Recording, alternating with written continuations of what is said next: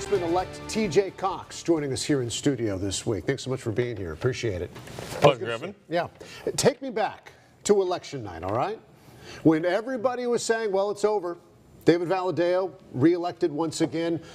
What were you thinking? What was the mood in the room for you? Were you thinking, you had to have been thinking, well, this isn't necessarily good. Exactly. Okay. And the reason why we might have had a little trepidation is because what we saw coming in from the election returns isn't what we saw out in the community. You know, when we were down canvassing and everyone that we talked to would say, TJ, we've already voted for you. My family's already voted for you. When I'd run into a kid who's checking me out at the store that said, oh, TJ Cox, I can't believe it. Me and my friends, we all just voted for you. You know, and a kid that looked like he might be 15 years old. And you're going, really? Don't say that. No, I know. Exactly. But, you know, and it's like, no, I'm 18. I go to Fresno State. We've all just voted for you. Nice. Kids at West Hills Community College out in Lemoore.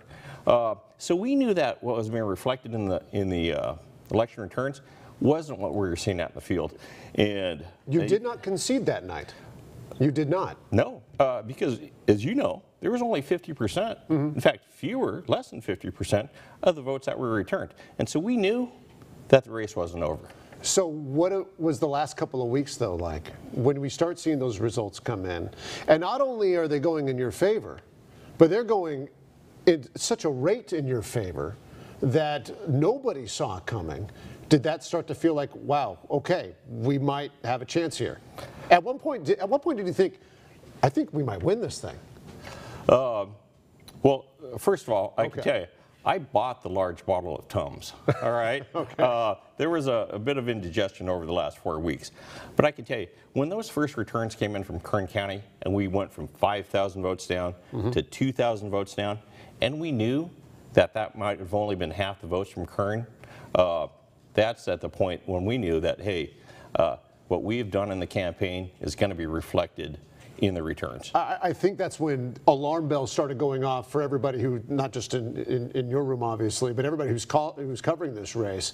That's when everybody really sat up and said, oh man, things just changed in a big hurry here. All right, so now, obviously, you've won the race. You're now going off to Washington, D.C. here shortly to be sworn in. What's that transition process like for you, and what's your focus going to be as you make the transition? The focus, and I can tell we're putting things in place right now, today. We're getting our offices set up. We're getting our staff on board. We're getting the constituent files and the casework transferred over from Mr. Valadao's office to our office, so we can hit the ground running on day one. You know, there's so many issues that face the people of Central Valley. Certainly the water and immigration and job opportunities. Those are things that we pledged on the campaign trail that we're going to work on, and we're going to see how quickly we can make an immediate effect. I was curious, with this race taking so long to go final, obviously, is it difficult to put a staff together in Washington when, you know, you're out there, there's people that you would hire, but people are already signed up to work for other places, and so is it a bit of a scramble to say, hey, how are we going to make this work? Well, I tell you what, we've been, my adage has always been to hire slow and fire fast, all right? And I got to tell you is that, you know, the staff that we've put together with the campaign, right, and really, but look at the staff we put together for the campaign. It took, you know, a candidate that lost by 26 points in a primary to victory, all right? I like to find the best, the most capable people, regardless of party, all right, that can do their jobs. And that's what we're looking for, to be able to actually deliver the best service and results for the people of the 21st Congressional. When we're talking about immigration, when we're talking about water and health care, for example, there's a big thing going on right now with immigration, where the debate from certain Democrats, they say not a penny more for a border wall. Other Democrats say, all right, let's work with the administration and the GOP, but let's, you know, not give them all that they want. Where are you falling on this? Obviously, it's not your call at this point, but here pretty soon it will be a vote that you have in front of you. So where do you think they should go on this? You know, I tell you what, with regard to immigration, everyone knows what we need to do. We need border security, absolutely. I mean, everyone that's in the country should be here legally. You've heard me say that before. We need an immigration policy that's going to meet our workforce needs. to, make sure that our communities are safe. Certainly one that's not separating families and ending up with kids being put in cages. But I can tell you, I was just with some of the newly elected Republican members, and we were having very nice conversations, and a couple of them remarked to me that said, my position on immigration, it's really evolving. We need to move forward. And that's the best thing about this new Congress. There's about 90 new members, and they are all dedicated, Democrats and Republicans, towards working for the people, to delivering real solutions to the issues that matter to the people. Am I hearing then that you would be more open to kind of work across the aisle, a little give, a little take, so it might include some of those $1 billion for a border wall fencing, something like that? Absolutely. And, border wall, border fence, border security. Whatever you call it. It's semantics, all right? Do we need to have a secure border? Absolutely. Everyone agrees on that. Do we need to make sure that everyone here is here legally? Absolutely. Everyone agrees on that. Do we need to be able to meet our workforce needs? Absolutely. Everyone agrees on that. There's kind of two different thoughts as well here when it comes to how Democrats should play this in the House, where now you have the majority. Do you obstruct Donald Trump and make his last 2 years in this term as difficult as possible, don't give him any legislative victories, or do you work to see what sort of legislation you can pallet yourself as a Democrat and get through and perhaps get onto the president's desk to be signed?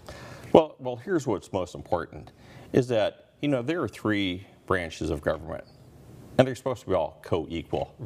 But the fact of the matter is that there's one branch that should be a little bit more equal than the others. That's Article 1 of the Constitution and the legislative branch. And so this is a Congress on both sides of the aisle that's going to reassert itself to be the voice of the people.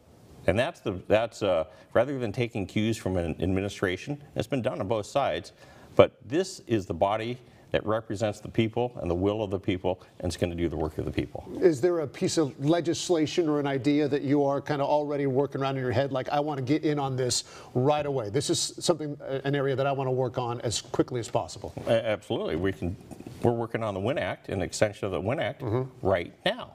I mean, those are real solutions that are going to produce water for the Central Valley. We can work on a Clean Dream Act right now. We can work on getting more dollars that we deserve here in the Central Valley right now. That's what I pledged to do on the campaign trail, and that's what I'm going to do on January 3rd. All right, and so last question here. You're a guy, you wear a lot of hats. You're involved in a lot of different areas of community development and business. Are you taking a step back from that work now? How is that going to work for you? Yes, I am. This is more than a full-time job. Yeah. The demands of the job, the demands of your family, this is what I'm focusing on 100%. All right. Congressman-Elect TJ Cox, thank you so much for taking the time and being here. We'll look forward to having you back on the program soon. Anytime, Evan. It's a pleasure. All right. Absolutely. And coming up after the break, we're going to bring in the panel again. We're going to talk about some of the aftermath of the Cox-Valadeo race. Also, though, the aftermath of this Arambula arrest. Will the explanation he gave satisfy his supporters? That coming up.